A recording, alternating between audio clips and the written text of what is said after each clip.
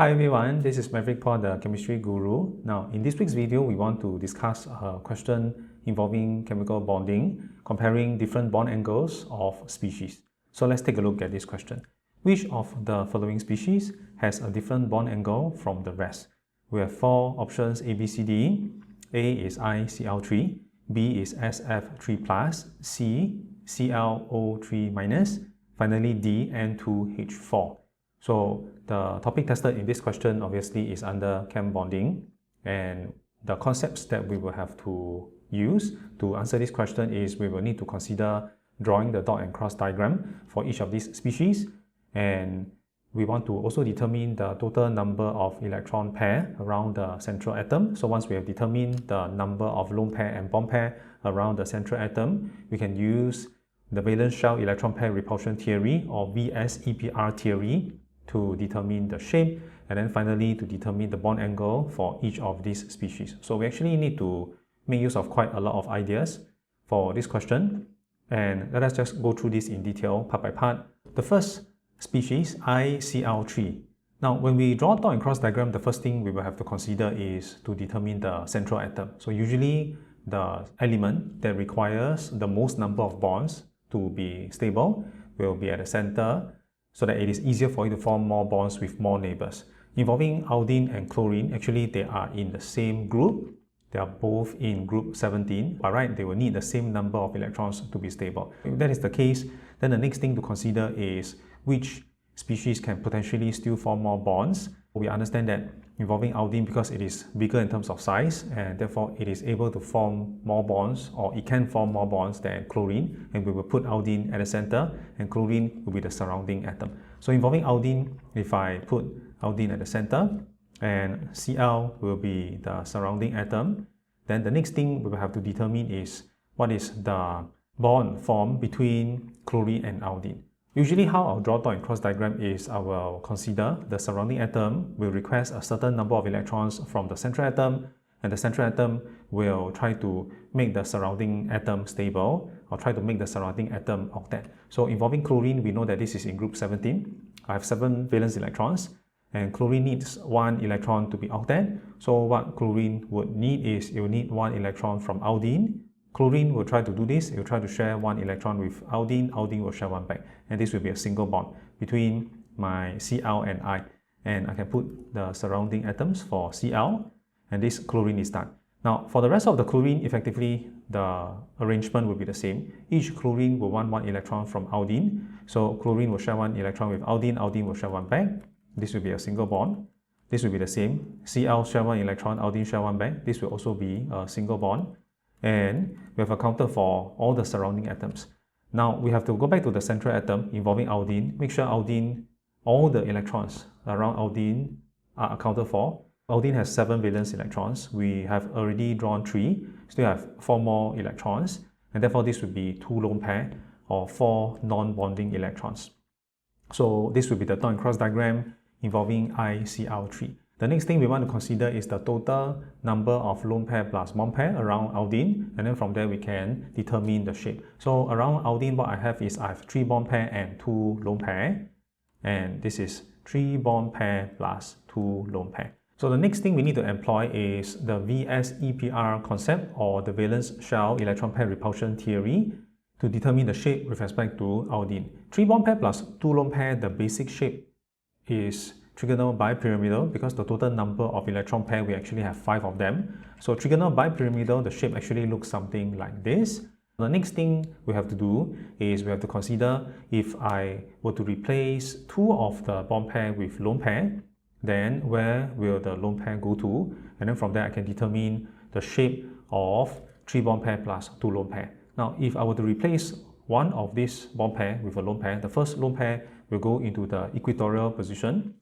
So the first lone pair will come here, and this configuration is actually 4 bond pair plus 1 lone pair. But we have to replace another bond pair with a lone pair, because in total I have 3 bond pair plus 2 lone pair. The second lone pair again will go into the equatorial position, which is here, and this will be my configuration involving 3 bond pair plus 2 lone pair. Now hopefully we're able to see that the shape with respect to iodine here will be a T-shape because we have this T-shape here, and the bond angle will be less than 90 degrees. Now, if we were to predict the bond angle here, what we can do is we can actually just use this guideline, because we know that the repulsion involving lone pair will be greater than the repulsion involving bond pair. Usually we learn this as the lone pair repulsion is greater than the lone pair bond pair repulsion, which is in turn greater than bond pair repulsion. But in general, we just need to remember repulsion involving lone pair will be greater than repulsion involving bond pair. So for every lone pair we have, it's going to squeeze the rest of the bonds closer together. For every lone pair we have, in general, we can just minus off 2 degrees to determine the bond angle. So by right, this bond angle is supposed to be 90 degrees, but I have 2 lone pairs here. So for every lone pair, I will minus off 2 degrees. So the bond angle here will be 90 degrees minus 2 minus another 2. And then this bond angle will be roughly around 86 degrees. Now involving SF3+, what we will do is the same thing. We will try to draw the dot and cross diagram involving SF3+. In this case, involving sulfur and fluorine, actually sulfur, because it can expand octet, it is in period 3. So therefore, it will be able to have more electrons around itself. Sulfur will be at the center, fluorine will be at the surrounding. And let me draw sulfur here, and I'll draw 3 fluorines surrounding sulfur. The next thing we want to do is we want to account for the positive charge. Positive charge means that I'm removing 1 electron away from the species, and the guideline is which of these elements will lose the electron. The element which is less electronegative will be more willing to give up its electron. So what we will do is we will take away the electron from sulfur. Let me just put a little positive charge here to remind myself that your sulfur actually will have 1 less electron. Then later we will try to account for the total number of electrons around sulfur in a while. Now the next thing we got to do is we want to determine what is the bond formed between sulfur and fluorine. So same idea, the surrounding atom, fluorine will want 1 electron from sulfur in order to be octet. So sulfur will share 1 electron with fluorine. So fluorine share 1 electron, sulfur share 1 back. And this will be a single bond. The rest of the SF bonds are effectively the same, right? So this is a single bond. And then this will also be a single bond. Fluorine share 1 electron, sulfur share 1 back. This will also be a single bond. The next thing we have to do is we have to go back to the central atom, make sure all the electrons involving sulfur are accounted for. Now sulfur is in group 16. It has 6 valence electrons, but because it is a positive charge, and therefore you have 1 less electron, sulfur should have 5 electrons. And if it is S plus with 5 electrons, I already have 3 involved in bonding, and therefore I will only have 2 more electrons to account for, and this means that I will have 1 lone pair around my sulfur. So this will be the dot and cross diagram involving SF3+.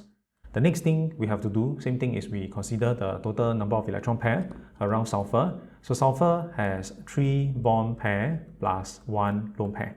And the total number of electron pair here is 4. And the basic shape should be tetrahedral, which looks something like this. Now the next thing we have to do is we will replace one of the bond pair with a lone pair. And the lone pair can go into any of the position because tetrahedral is highly symmetrical. Usually what I'll do is I'll put a lone pair on top. So this shape will be very obvious here. This shape is trigonal pyramidal. So the shape with respect to sulfur will be trigonal pyramidal. The next thing we have to do is we have to determine the bond angle. The bond angle for tetrahedral configuration is 109.5.